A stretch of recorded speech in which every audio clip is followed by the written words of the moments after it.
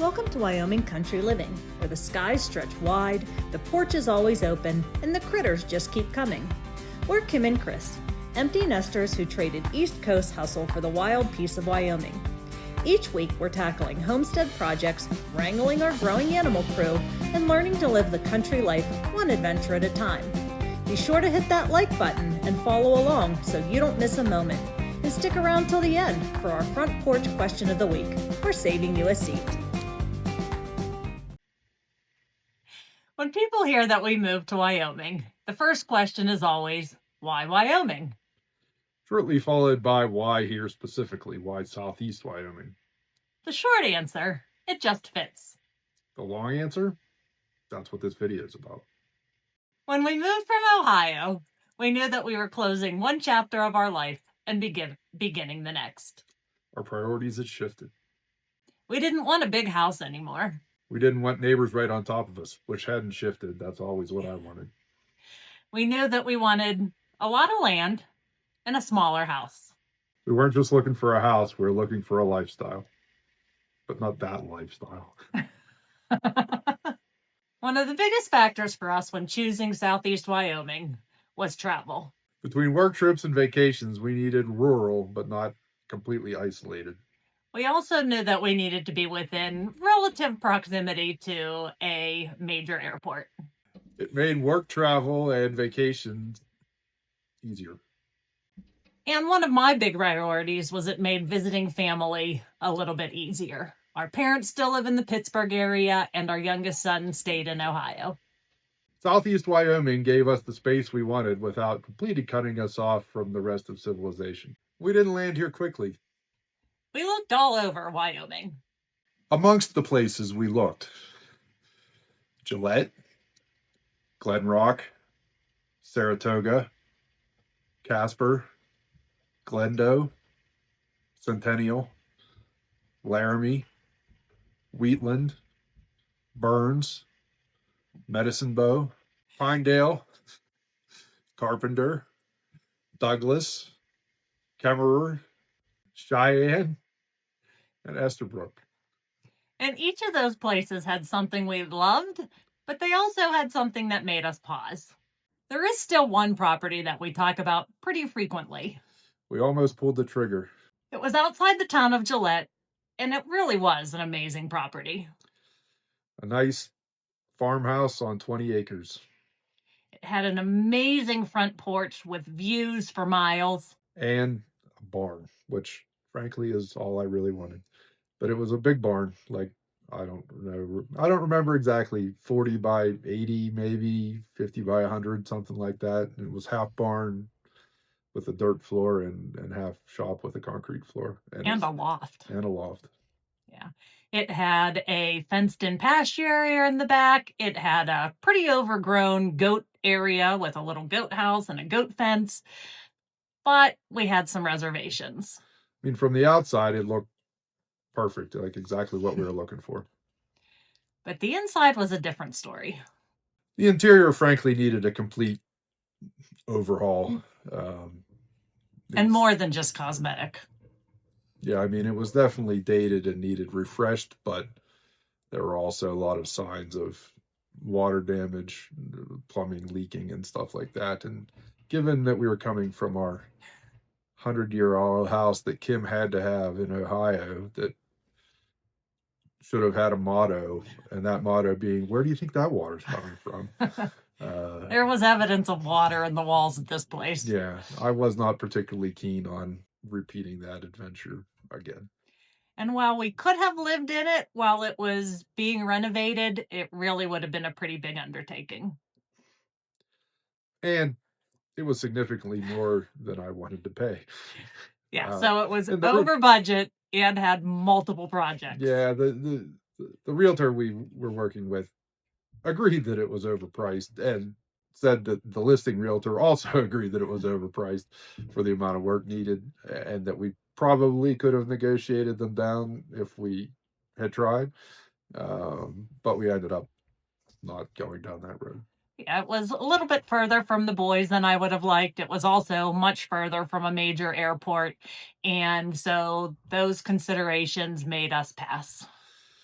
most towns, because they're all towns in Wyoming, have an airport. But, Cheyenne is the state capital and either the biggest or the second biggest population. There and Casper are about the same, but we have an airport, or Cheyenne, I should say, not we. Cheyenne has an airport. It has 2 flights a day to Denver on United. That's it. And most of the other towns also, United flies 1 flight a day to Denver. I think Casper also has 2. They at one point had Delta to Salt Lake City too, but I'm pretty sure they don't anymore. So it may be impossible to fly anywhere on a scheduled airline from anywhere in Wyoming other than Denver. Although somewhere out in the west they might fly to Salt Lake. But yeah, the options are limited. And then from Gillette, the closest major airport is Rapid City, which is like an hour and a half away and is not major. It also will get you to Denver, but maybe like to Dallas on American. So once we let go of the house in Gillette, we settled on southeast Wyoming. And we knew this corner was just right, like Goldilocks. So we narrowed it down to a couple of houses, several of them on 10 plus acres and one of them on a little bit smaller lot. 2 of them were only about 15 or 20 minutes apart in the area east of Cheyenne, and one of them was in Laramie, which is about an hour west of Cheyenne, where the University of Wyoming is and where our third son currently lives and goes to school. The first option we were looking at was in Burns. Burns, Wyoming is it's a town. I think it has a population of about 300 and something. It does have a high school and an elementary school, and that's about it. So the land for the house in Burns was a big draw. It wasn't in Burns. Had a Burns address. Everything east of Cheyenne and west of Pine Bluffs, Wyoming, north of I-80 for about 10 miles, it's Burns from a mailing perspective. And everything in that same area south of I-80 is Carpenter. So Carpenter has 93 people, but right, it covers, right, as far as a mailing address, it covers, many square miles. But anyway, the house in Burns had good property. It had a fully fenced pasture. It had, and this was a draw for Chris, it had railroad tracks that ran parallel to the back border. Choo-choos. And it was an older home. I can't remember the age, but it was exactly the age. It was a modular house, first of all. But which is fine, but it was exactly the age that, it was 15 to 20 years old. So essentially it was time for all the mechanical stuff and the roof to start needing replaced, and the appliances were dated and the whole thing was carpet, and we were not at all interested in carpet. So before we could have moved in there, we would have had to rip out and replaced all the flooring, at least to start. The kitchen also needed a major overhaul. And it was very cheap, relatively speaking. It was probably the cheapest house that we looked at. Yeah. Other than maybe one in Cheyenne that was really, it should have been burned down and started over. It had no garage at all, attached, detached, anything. It had like a tiny little storage shed, maybe like 10 by 12 in the back. It did have a full basement that was unfinished that could have been finished. But it had nowhere to store anything that you didn't want in the house, or to put your cars out of the hail. And there's a lot of hail east of Cheyenne. So although it was cheap, or it was one of the cheapest ones we looked at, right, to build a garage or barn in the time frame we would have wanted to, was prohibitively expensive. So while it had things we liked, it was on a nice piece of land. It was in a well-established neighborhood. All of the lots over 10 acres. There were definitely some compromises. The house across the street had a pole barn. I'll say like 2-story pole barn. It wasn't 2 stories, but it was the height of a 2-story building.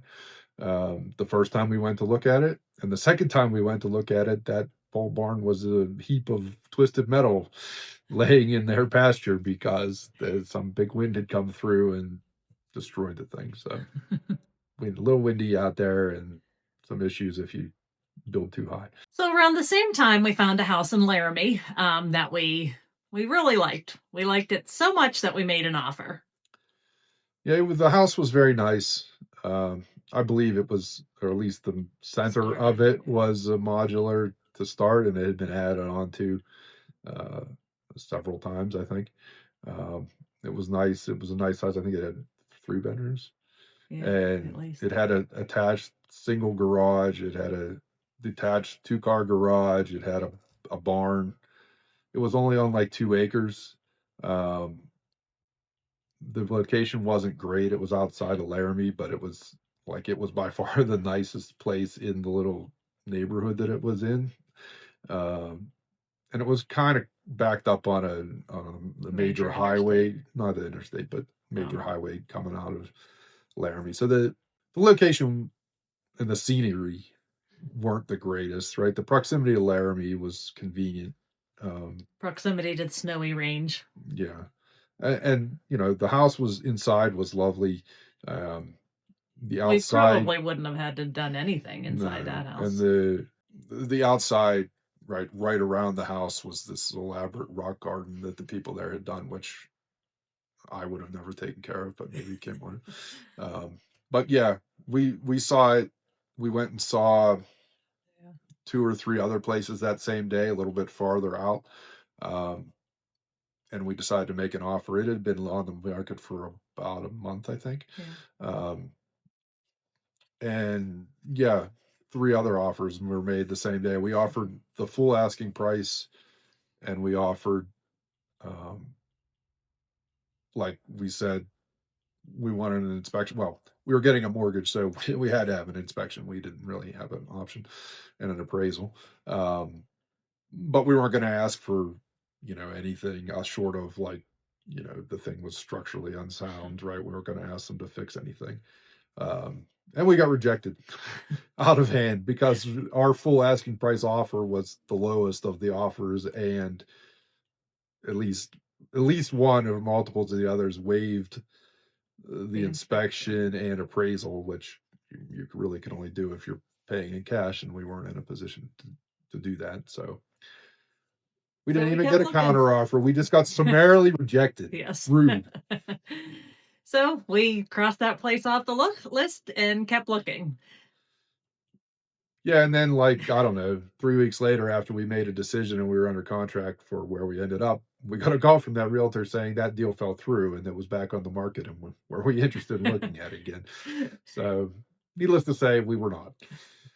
So when we let go of that option, we settled on Southeast Wyoming. As you probably noticed on the map that I fancily put up behind us as we were listing the places we looked, we didn't look anywhere really in the northwest corner of the state. And there's a good reason for that.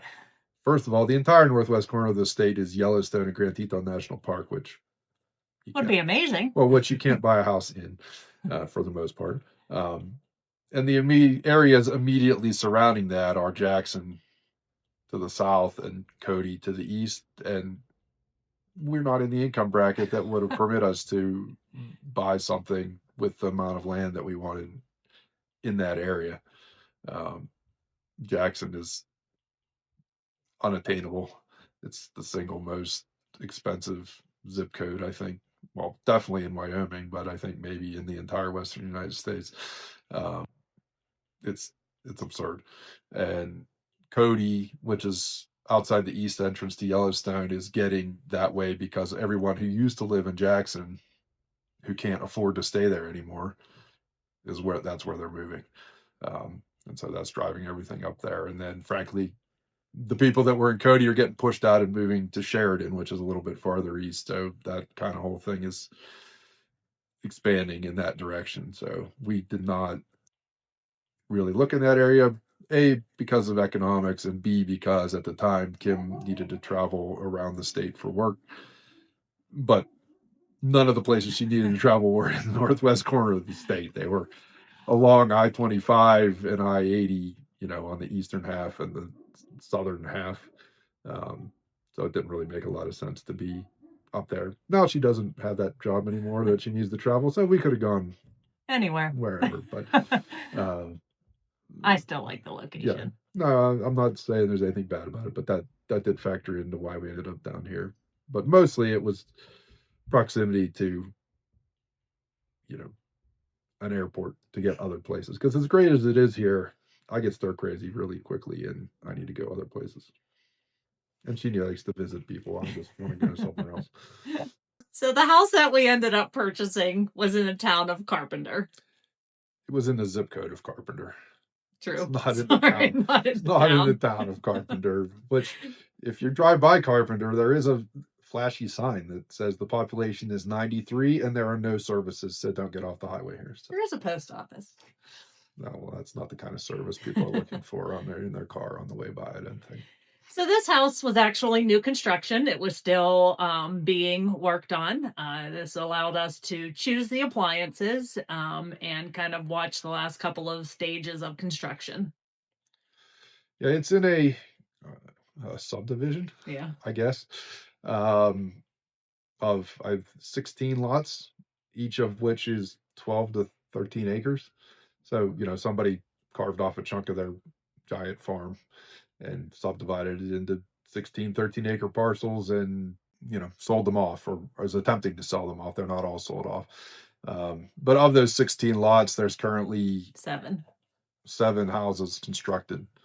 And one of them nobody lives in because it's like it was built by a builder and it's for sale, but nobody has purchased it yet. But the nice thing about it is, even though there's potential for houses to go up, right now there's nobody on either side of us or directly across the street. So our house kind of sits at the end of a dead end road that backs up against farmland on 2 sides, and the sides that have the potential to have neighbors. One of them, I believe, is sold. The other one is for sale, but no signs of any activity. Yeah, ideally, I'd like to buy the lots on either side of us and diagonally across the street at some point, but that's not in the cards right now. But hopefully, if it's real slow and they don't sell, we could do that at some point. So if you've watched any of our videos, you've seen the sunrises and the sunsets. The views are spectacular. We can actually see Long's Peak on a clear day and another mountain range. The Stormy Peaks. The Stormy Peaks. Same range. Just different part of it. Yeah, so we can see both of those. And it's lovely. It's peaceful, it's quiet. And while we have neighbors, we don't really have neighbors. Do we ever think about some of the houses that we didn't end up in? Sure. Yeah, I think about the one in Gillette, mostly because of the barn and the porch. And I have programmed my brain not to think about all the plumbing I would have been doing. And I think about the one in Laramie that we lost, but also there was one in Glen Rock that, again, kind of a weird house, but I'm all about being outside and the property and the views, and it was a pretty cool house. Yeah, and it was 80 acres. Yeah. And had a full large livestock barn, a big garage for, RV or something like that, and a big chicken coop and goat house already there. And we were pretty close to thinking about making an offer, and then it was gone. It was all fenced as well. All 80 acres were fenced. It was north of Glen Rock. Glen Rock is like halfway between Douglas and Casper, and there's a dinosaur museum there. But we stayed there one year on vacation for a week. And I don't know, as we've mentioned on previous videos, we own 42 acres north of Casper, and have owned for, I don't know, a few years, because I knew 20 years ago that I wanted to end up in Wyoming. And so we bought that property about 4 years or 5, I don't know, whatever, to eventually build something on, but it is off grid and right in the time frame we were looking to get into something of our own and out of a rental. Right, that was not going to happen. So now we just use it to camp. We take our RV and It's pretty amazing to go up and camp. Yeah, it's about 3 hour drive away, I think. Yeah. So it's not terribly. You can go for a weekend pretty easily. So, and it's different. It's out there on the high plains. So we're I think in the lowest. Our house is in a hole here. So You drive 1 mile that way, you can really see the mountains. We're kind of in a little dell, I guess, right? This area of Wyoming is not particularly flat, except for right around us, and we're in a hole in the middle of that flat, which actually helps a little bit for the wind, because It does. yeah. So the place in Casper is at the highest point within everywhere except for Casper Mountain, which we also looked at a place on.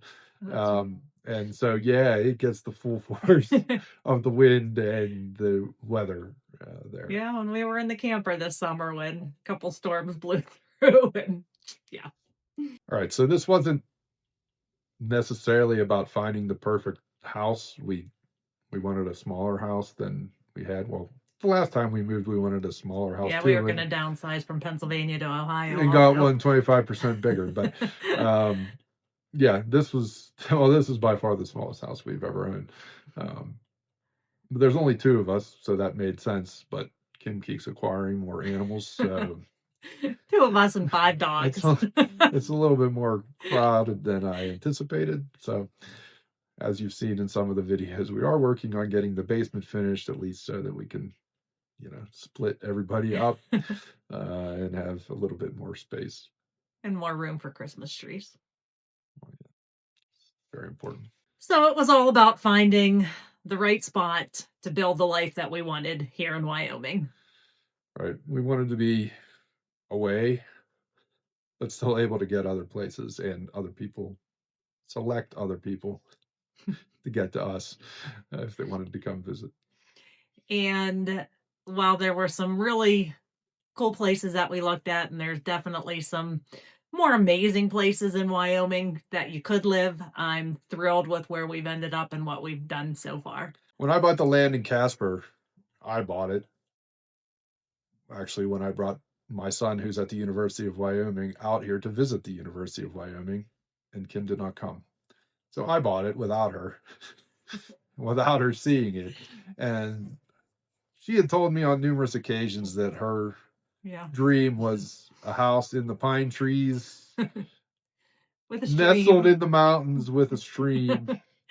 And I bought her 42 acres of hell on earth, windswept hellscape. With prairie dogs. With the entire prairie dog colony on it, not a tree within 40 miles, and no water on or under the ground. So I was kind of nervous when I brought her out the next summer to see it that I was going to get a bunch of crap, but it is definitely right. You can see Casper Mountain from there, right?